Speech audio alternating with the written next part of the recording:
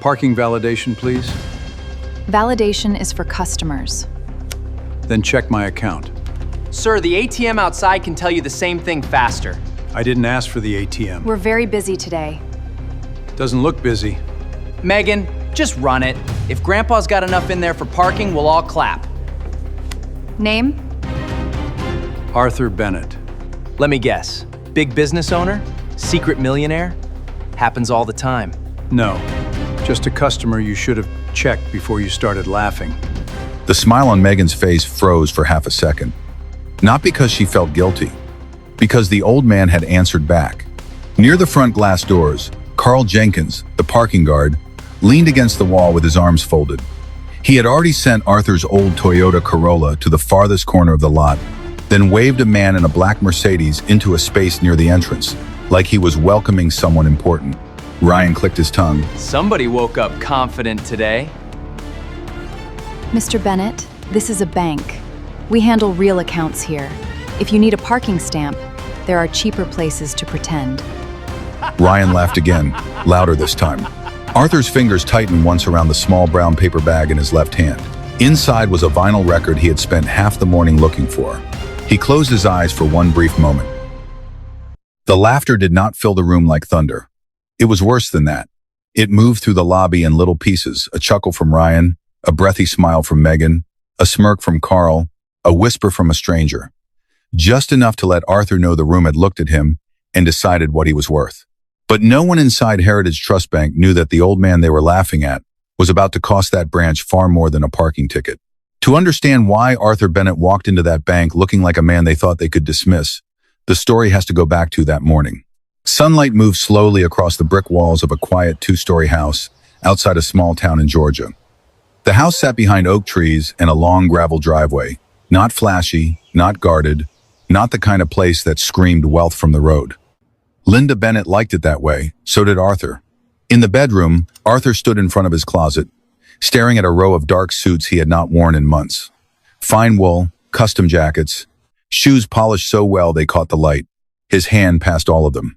He reached into the back and pulled out an old gray jacket with a frayed cuff. Linda looked up from the bed, where she was folding a blue scarf.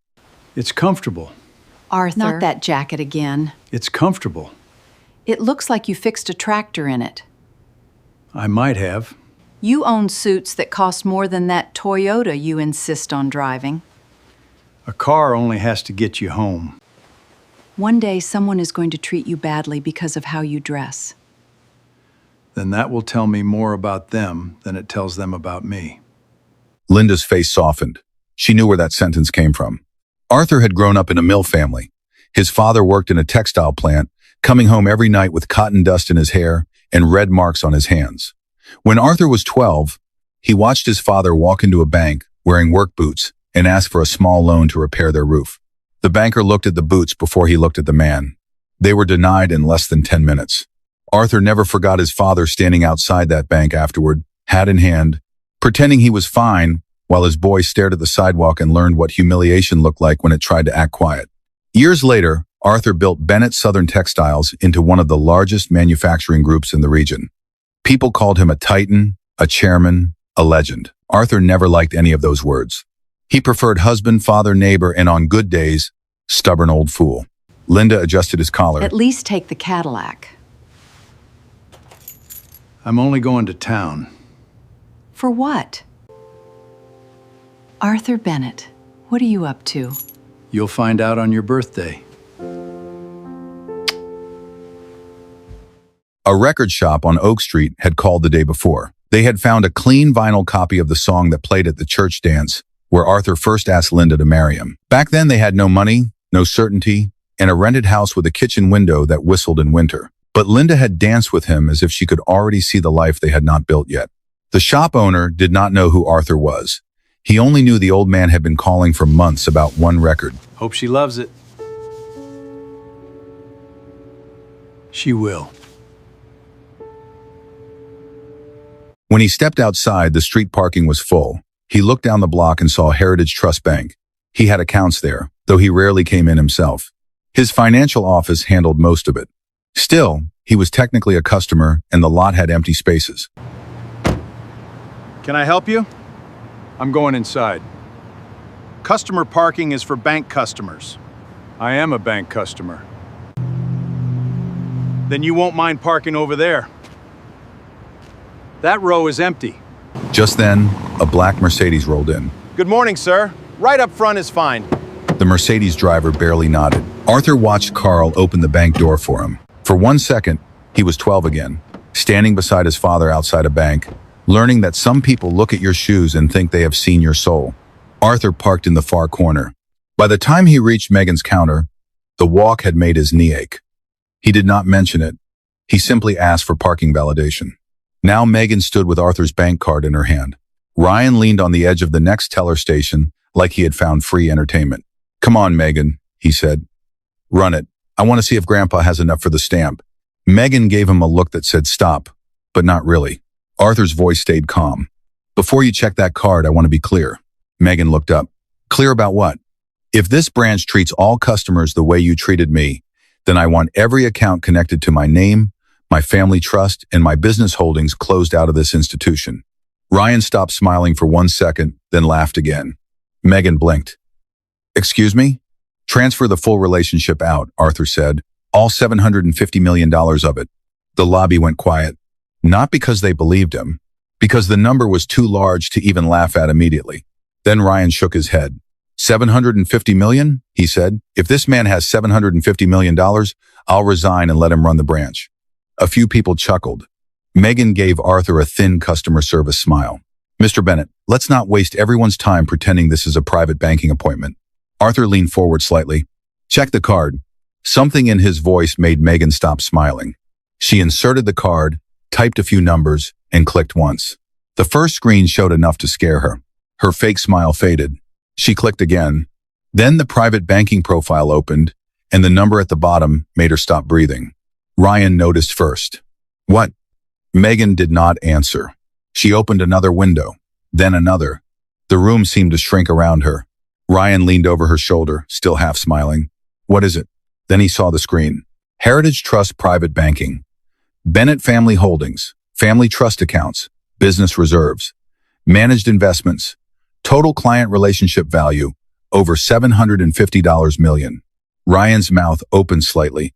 Megan's hand slipped off the mouse. Carl, still near the door, saw their faces and straightened. Arthur picked up his bank card and placed it back into his wallet. Then he looked at Megan. "Do I qualify for parking validation now?" No one laughed. Megan swallowed.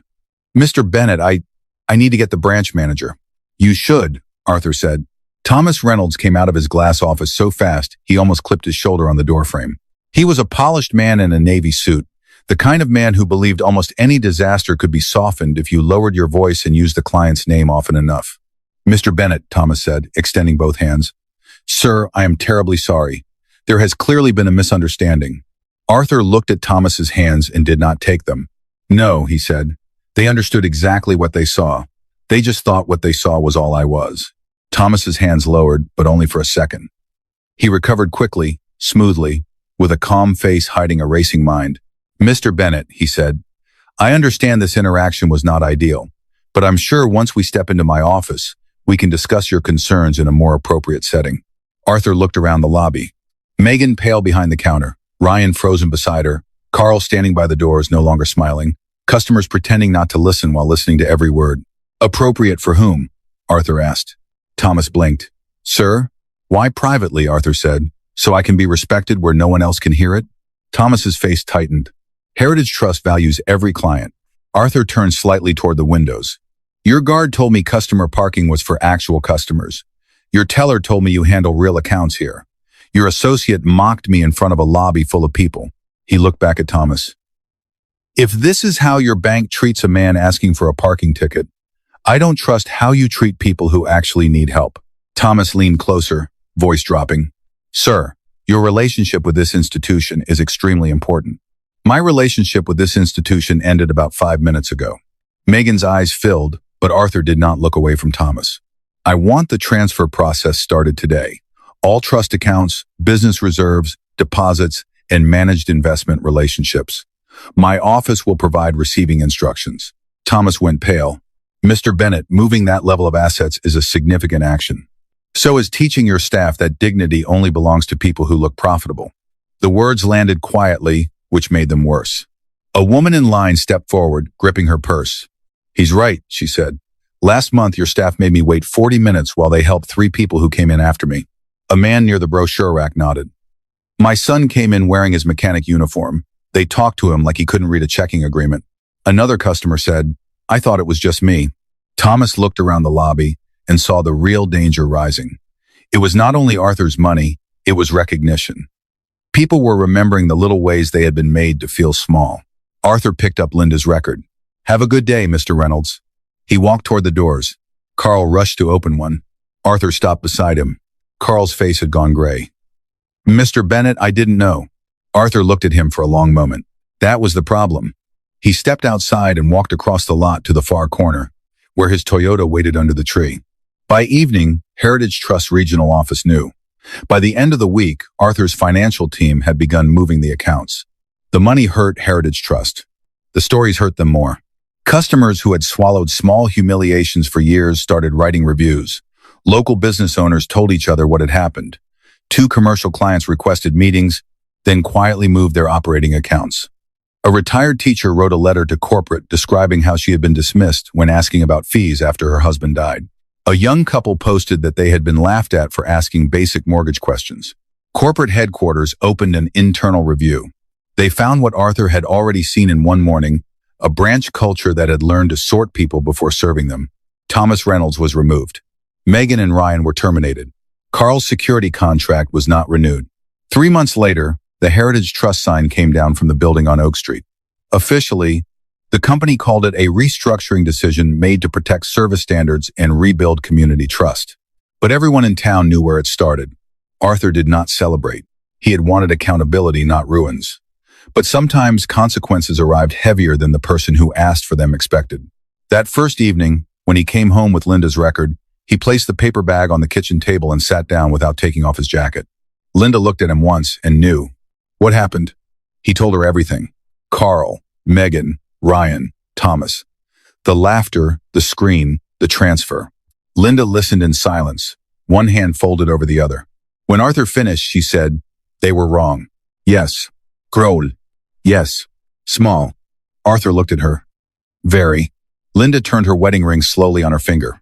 Did they learn anything, Arthur? Or did they only lose something? Arthur leaned back. They needed consequences. I agree. Then why do I hear another sentence coming? Linda smiled sadly. Because you married me. Despite himself, Arthur almost smiled. Linda reached across the table and touched his hand. Consequences can close a door, she said. But sometimes they can teach people how to walk through the next one differently. Arthur looked away. I'm not responsible for teaching grown people basic respect. No, Linda said. You're not. Then her voice softened. But don't let their worst day decide who you become. Months passed. The old bank building sat empty. Dust gathered inside the glass doors. Weeds pushed through cracks in the lot where Carl had once pointed Arthur to the far corner.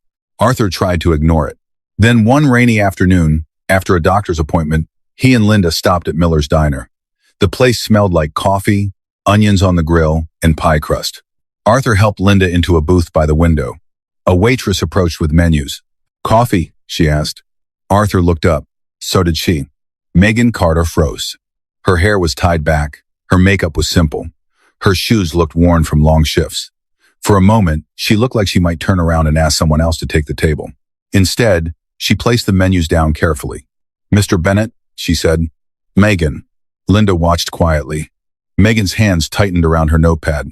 I can get someone else to serve you. Do you want to? Arthur asked. She swallowed. No, I want to apologize. The noise of the diner seemed to move around them. Not because I lost my job, Megan said. I deserve that. I want to apologize because you were standing right in front of me, and I chose to see a coat instead of a person. Arthur said nothing. Megan looked toward the counter, where a man snapped his fingers for more coffee. I know what that feels like now, she said. People see this apron and decide I'm slow, or beneath them, or too tired to deserve please and thank you. Her voice shook, but she held his eyes. I used to think respect was something people earned by looking important. I was wrong.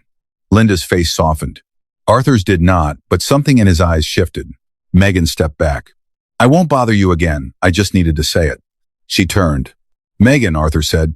She stopped. Do you mean it? She looked back. There was no performance in her face now. Yes, sir. Arthur nodded once. Then bring my wife coffee, cream on the side. Megan let out a breath that almost broke. Yes, sir. 2 weeks later, Arthur saw Ryan. Not in a bank, not in a suit. Ryan was working at a construction site across from the old Heritage Trust building, carrying lumber in the Georgia heat. His shirt clung to his back. His hands were raw. When he saw Arthur near the sidewalk, his face changed immediately. Arthur could have kept walking. He did not. Ryan came over slowly, hard hat in his hands. Mr. Bennett. Ryan looked at the ground. I owe you an apology. Arthur waited. Ryan rubbed his thumb over a blister on his palm. I thought being sharp made me look smart. I thought if people laughed with me, that meant I was above whoever I was laughing at. He swallowed. Turns out being laughed at while you're trying to work doesn't feel as funny from this side. Arthur studied him. My dad did work like this, Ryan said. I used to be embarrassed by it. Now I understand how hard he must have been fighting just to keep showing up. Arthur was quiet for a moment. That is the first intelligent thing I've heard you say. Ryan gave a short, painful laugh. I probably deserved that. You did. Arthur found Carl by accident at a grocery store the following month. Carl was working security near the entrance. An elderly woman in a dented pickup struggled with a cart, and Carl hurried to help her, steadying the front wheels and opening the door. Take your time, ma'am, Carl said. When he turned and saw Arthur, his face fell. Mr. Bennett. Arthur nodded toward the woman. You know her? No, sir. But you helped her. Carl looked down. I remember what I did. I'm not proud of it. Arthur stepped closer. What changed? Carl's jaw moved as if the answer hurt. My boy asked me why I lost my job. I told him I treated a man wrong because of his car. Carl looked out toward the parking lot. Then he asked me if I'd treat him different someday if he drove an old car. Arthur waited. I didn't sleep much that night, Carl said. That evening, Arthur came home quieter than usual. Linda was on the porch with 2 glasses of iced tea. You saw them, she said. Arthur sat beside her. All 3. And? He looked across the yard. They're different. Linda handed him a glass. People can be, she said, when the lesson reaches the right place. The next morning, Arthur called his attorney. Within a month, he bought the old Heritage Trust building. People in town assumed he would tear it down or turn it into private offices. Instead, Arthur invited a small, community-focused bank to lease the location. But he had conditions. Every employee would be trained in dignity-first service. Every customer would be greeted respectfully, whether they arrived in a Mercedes, an old pickup, a work van, a bus, or on foot. Fees had to be explained clearly. First-time account holders had to be helped patiently. No one would be made to feel foolish for asking a question. And then Arthur did something no one expected. He recommended Megan, Ryan, and Carl for interviews. Not jobs, interviews.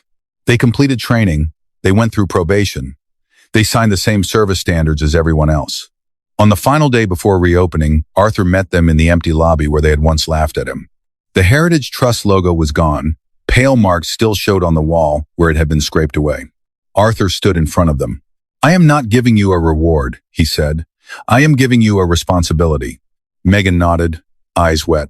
Ryan stood with his hands clasped in front of him. Carl kept his shoulders straight, like a man trying to deserve his uniform before he put it on. Arthur's voice stayed calm.